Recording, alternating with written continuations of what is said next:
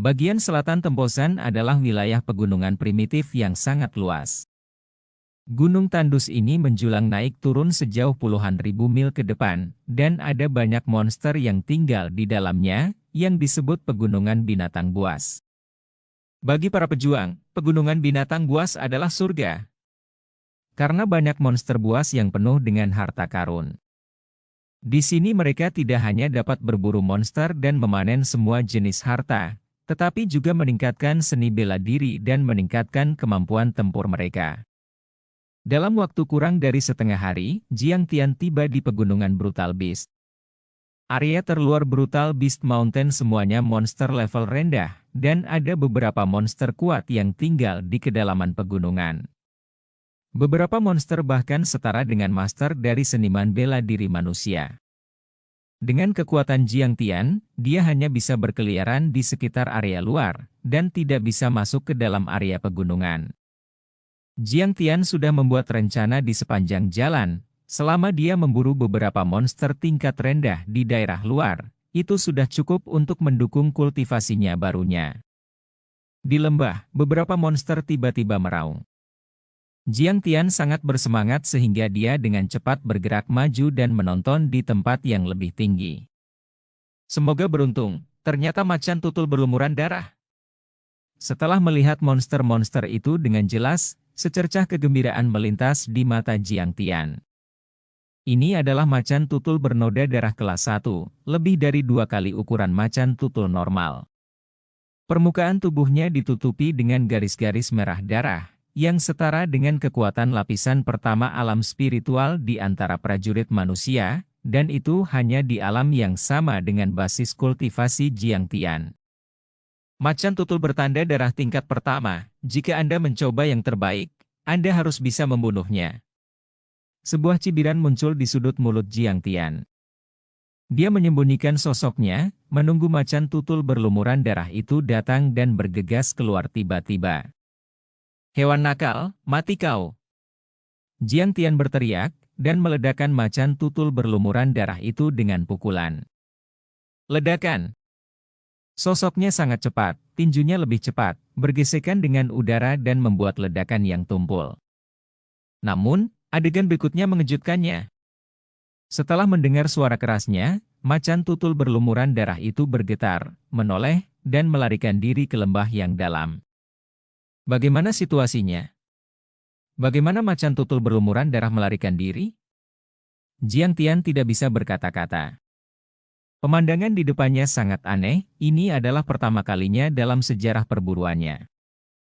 Mungkinkah tinjuku terlalu kuat dan membuatnya takut? Jiang Tian mengerutkan kening dan berpikir, dia tidak bisa mengerti setelah memikirkannya. Pada akhirnya, dia harus mengaitkan alasan dengan penampilannya yang terlalu mendadak, membuat monster ini ketakutan dan lari.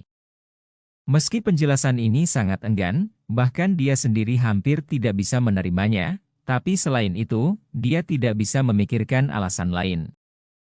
Untuk kesempatan selanjutnya sangatlah, aku akan mencari yang lain. Jiang Tian menghibur diri dan terus berjalan ke depan. Dia beruntung, dan segera menemukan harimau berwajah hijau. Harimau raksasa ini lebih besar dari macan tutul berlumuran darah barusan, dan auranya cukup galak. Begitu Jiang Tian melihat harimau ini, dia bergegas. Harimau berwajah hijau itu ganas, dan bergegas ke arahnya dengan raungan. Hati Jiang Tian sangat gembira, monster-monster sebesar itu sebenarnya dapat dijual setidaknya 200 tael perak, dan dia akan uang lagi hanya dengan satu kepala. Hahaha. Pergilah ke neraka. Jiang Tian berteriak, tinju kanannya tiba-tiba meledak. Gesekan antara kepalan tangan dan udara pecah lagi dengan suara gemuruh yang keras. Tetapi pada saat ini, situasi aneh muncul lagi. Harimau berwajah hijau itu berhenti tiba-tiba, menoleh dan lari sambil berteriak. Hei, jangan pergi. Ekspresi wajah Jiang Tian berubah, dan dia tidak bisa menahan teriakannya. Setelah akhirnya menemukan monster-monster lain dan itu membuatnya takut lagi. Tidak. Pasti ada yang salah. Jiang Tian mengerutkan kening dalam pikirannya, dan secara bertahap memahami sesuatu. Ini belum pernah terjadi sebelumnya saat berburu binatang. Mungkinkah ada kaitannya dengan pengaktifan spiritualitas garis keturunan beberapa hari kemarin? Jiang Tian tiba-tiba mendapatkan kilasan inspirasi dan memikirkan kemungkinan tertentu. Saat ini, selain peningkatan kultivasinya, perbedaan terbesar adalah dia telah mengaktifkan spiritualitas garis keturunan. Namun hingga saat ini, ia masih belum mengetahui spiritualitas garis keturunan apa yang diaktifkan, yang membuatnya sangat tertekan. Zishuanzu, kamu bangun dengan cepat. Aku akhirnya mengaktifkan garis keturunanku, tetapi aku bahkan tidak tahu bakat seperti apa yang aku miliki, sangat tertekan. Jiang Tian menggelengkan kepalanya dan menghela nafas. Tapi tidak mungkin, tidak peduli bagaimana dia memarahi, Zishuanzu tetap tidak bergerak di atas dantian. Jiang Tian menggelengkan kepalanya dan mengerutkan kening dalam pikirannya. Sepertinya aura garis keturunan yang dia bawa ketika dia menembaknya membuat monster itu ketakutan. Spiritualitas garis keturunan apa yang bisa membuat monster ganas ini merasa takut? Memikirkan hal ini, mata Jiang Tian menyusut, dan hatinya terkejut. Namun, dia tidak punya waktu untuk memikirkannya sekarang. Setelah menyadari masalah tersebut, ia langsung mengubah strateginya. Segera, dia bertemu dengan serigala bercakar perak dari kelas 1, kali ini Jiang Tian pintar. Setelah melihat Silver Claw Wolf, dia menjerit ketakutan, dengan gemetar berbalik dan melarikan diri, dan bahkan jatuh ke tanah karena panik yang berlebihan. Melihat pemandangan ini, serigala bercakar perak tiba-tiba menjadi ganas dan bergegas dalam jarak 10 kaki dalam sekejap mata. Serigala bercakar perak meraung hebat, dan kaki kanannya yang kokoh menampar ke arah Jiang Tian. Pada saat ini, seringai muncul samping Jiang Tian, dan dengan tiba-tiba dia mengeluarkan tangan kanannya seperti kilat. Serigala cakar perak terkejut, meskipun dia menemukan sesuatu yang salah, sudah terlambat untuk berhenti. Tinju Jiang Tian tersapu angin, dan suara keras meletus, yang menghantam dahi serigala cakar perak. Bang! Di tengah suara keras, serigala bercakar perak itu menjerit dan kepalanya langsung meledak. Hahaha, selesai. Jiang Tian tertawa dan sangat puas dengan kecerdasannya. Tingkat kekuatan ini benar-benar melebihi tingkat pertama dari alam bangunan roh biasa dan mencapai tingkat alam pembangunan roh tingkat kedua. Tanpa diduga, kekuatan saya telah mencapai level ini. Jiang Tian menarik napas dalam-dalam, merasa sangat bersemangat. Dengan kekuatan seperti ini ditambah dengan latihan keras, mengapa saya tidak bisa mengalahkan Ye Wusui setelah setahun? Namun, wanita ini telah dipilih ke dalam Akademi Pedang Roh dengan kualifikasi yang sangat baik ditambah dengan pelatihan akademi yang cermat, kemajuan kultivasinya pasti tidak lambat. Memikirkan hal ini, Jiang Tian mengecilkan matanya, dan pikiran ringannya lenyap sama sekali. Ye Wusui memiliki kualifikasi yang sangat baik, dan kekuatannya di Akademi Pedang Roh pasti akan maju pesat. Aku tidak boleh ceroboh. Jiang Tian menarik napas dalam-dalam dan ekspresinya menjadi serius lagi. Dia menggali pil iblis serigala cakar perak dengan belati, mengupas kulit serigala, cakar serigala, dan ekor serigala dan memasukkannya ke dalam tas penyimpanan. Tas penyimpanan ini merupakan peninggalan ayahnya, meskipun hanya tas kecil namun memiliki ruang penyimpanan dalam radius kurang lebih 10 km.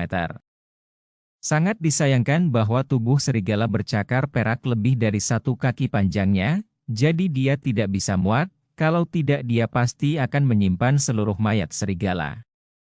Akan lebih bagus jika ada senjata sihir ruang yang cukup besar. Melihat tubuh besar serigala cakar perak, Jiang Tian menggelengkan kepalanya dan mengerutkan kening. Monster-monster itu penuh dengan harta karun, tidak hanya inti monster dan kulit binatang yang bisa dijual untuk mendapatkan uang, bahkan tulang mereka bisa ditukar dengan perak. Namun karena keterbatasan tempat, ia hanya bisa menentukan pilihan, memasukkan barang-barang yang relatif berharga ke dalam tas penyimpanannya dan membuang yang lain. Dikatakan bahwa ada beberapa teknik rahasia yang dapat mengekstraksi esensi daging dan darah monster dan menggunakannya untuk dimakan dan memperkuat daging. Tetapi Jiang Tian tidak tahu teknik rahasia ini, dan saat ini dia hanya bisa meninggalkan tubuh serigala cakar perak. Setelah menguasai metode ini, berburu binatang menjadi lebih mudah. Setelah sehari, Jiang Tian memburu 7 monster-monster. Di tengah malam, dia tiba di sebuah gunung yang tinggi dan menetap di sebuah gua batu alam. Setelah mengaktifkan spiritualitas garis keturunan, dia tampak menjadi super energik, dan dia tidak merasa lelah setelah bekerja hampir sepanjang hari. Setelah memblokir pintu masuk gua dengan batu besar, Jiang Tian duduk bersila, mengeluarkan pil yang dia beli pada siang hari, dan mulai memurnikan. Harus dikatakan bahwa setelah mengaktifkan spiritualitas garis keturunan dan maju untuk membangun alam roh, kecepatan pemurnian pil lebih cepat dari yang dia bayangkan.